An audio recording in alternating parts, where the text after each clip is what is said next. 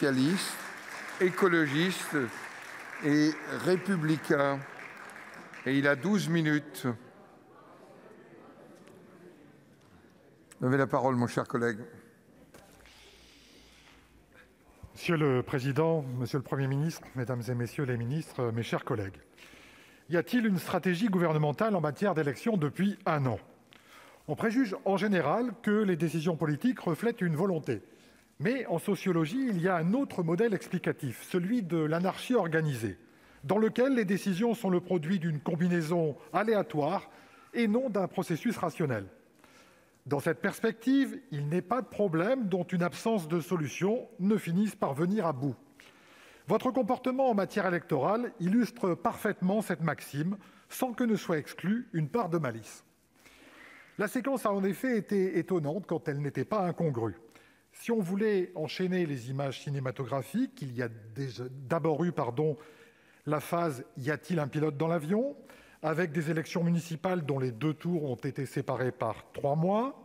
Nous sommes ensuite passés à la grande illusion, avec le vote en février de la loi qui visait un report sec sans aménagement des élections régionales et départementales.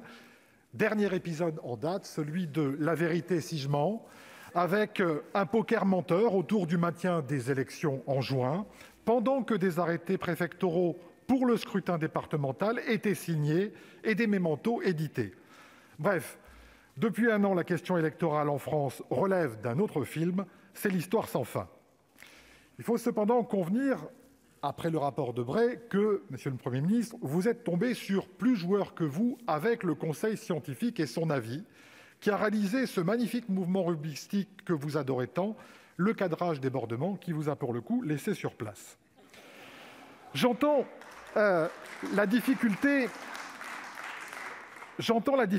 des sujets à traiter pendant une période aussi particulière que celle que nous traversons depuis plus d'un an. Mais de 2 choses l'une. Soit les élections constituent un sujet véniel, soit au contraire, elles sont un sujet substantiel. Le groupe socialiste, écologique et républicain a toujours considéré que c'était la seconde position qui s'imposait et que pour cette raison, il fallait anticiper. De la même manière qu'il faut anticiper d'autres scrutins. Comme le président de la République l'a déclaré le 13 avril 2020, pas 2021, cette épidémie ne saurait affaiblir notre démocratie. Les démocraties sont des systèmes marqués par le choix populaire. On mesure mal la radicalité du discours de Gettysburg d'Abraham Lincoln quand il déclare que la démocratie, c'est le gouvernement du peuple, par le peuple et pour le peuple. Ce faisant, il pose ce dernier comme l'unique source et arbitre du pouvoir. Si les citoyens ne sont pas placés en arbitre de toutes les compétitions électorales, alors c'est le système en tant que tel qui est remis en question. Reporter des élections, c'est suspendre l'essence de la vie démocratique. Or, si la démocratie ne se réduit pas au vote, sans vote, il n'y a pas de démocratie. Les élections sont à la fois le tissu qui fait exister notre régime et la fabrique de celui-ci. Or, pour vous, le sujet électoral est devenu périphérique. Si tout le monde s'entend sur la primauté absolue des questions sanitaires, économiques et sociales dans la période, cela ne signifie pas pour autant que la vie démocratique doive disparaître en fond de décor. Sinon, lentement, les libertés s'étiolent et se construit une servitude qui, à défaut d'être volontaire, devient une servitude sanitaire. Savez-vous, Monsieur le Premier ministre, que les droits et libertés publiques ont reculé dans le monde en 2020 ?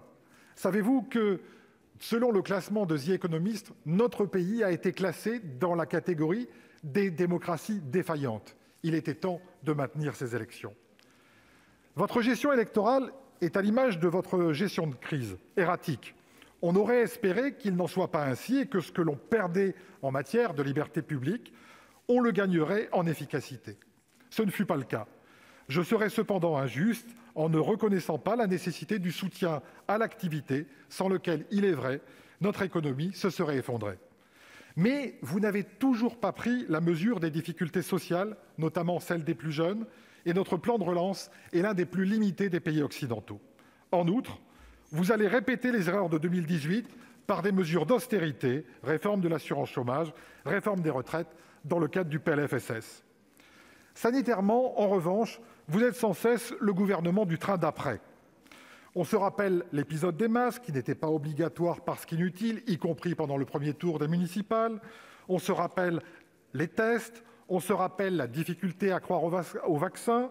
Puis enfin, celle de mettre en œuvre une campagne de vaccination dans un contexte dégradé, parce qu'un homme seul, dans une opacité qui défie l'entendement, a décidé d'une trajectoire sanitaire à contre-courant des autres pays qui nous entourent. Alors, vous vous réconfortez sans cesse en assénant que les oppositions n'auraient pas fait mieux. C'est se payer de mots. D'une part, vous n'avez pas pris en compte jamais aucune de nos propositions. Et d'autre part, vous êtes au pouvoir.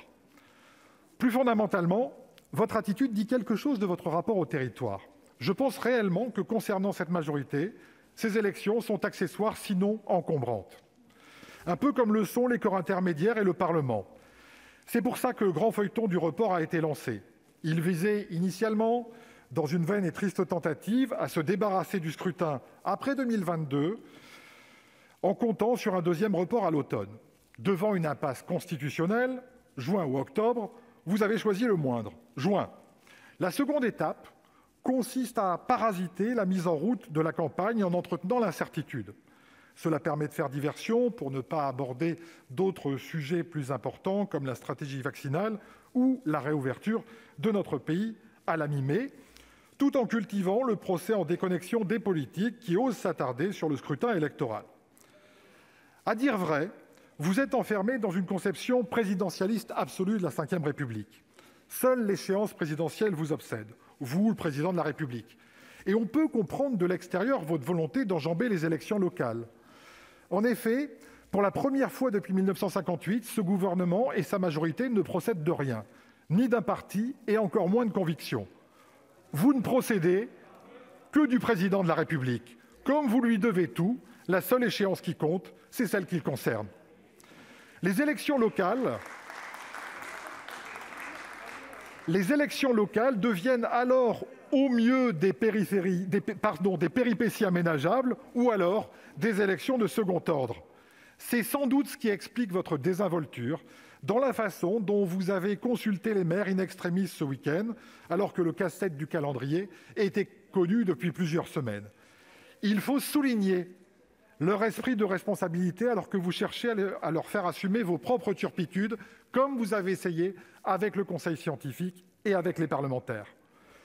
Loin de moi l'idée de vous reprocher de consulter ceux sans qui la crise sanitaire ne trouverait pas d'issue.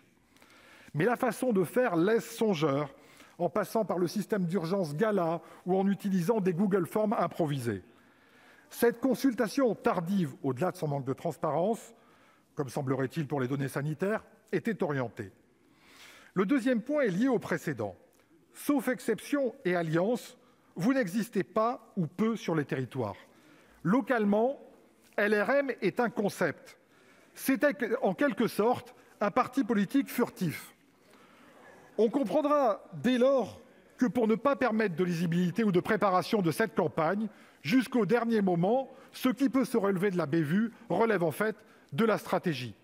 Parce que vous continuez à entretenir la confusion. La ministre Schiappa, la main sur le cœur dans cet hémicycle, nous déclarait que même si la date des élections n'était pas inscrite dans le texte de loi, elles auraient lieu le 13 et le 20 juin.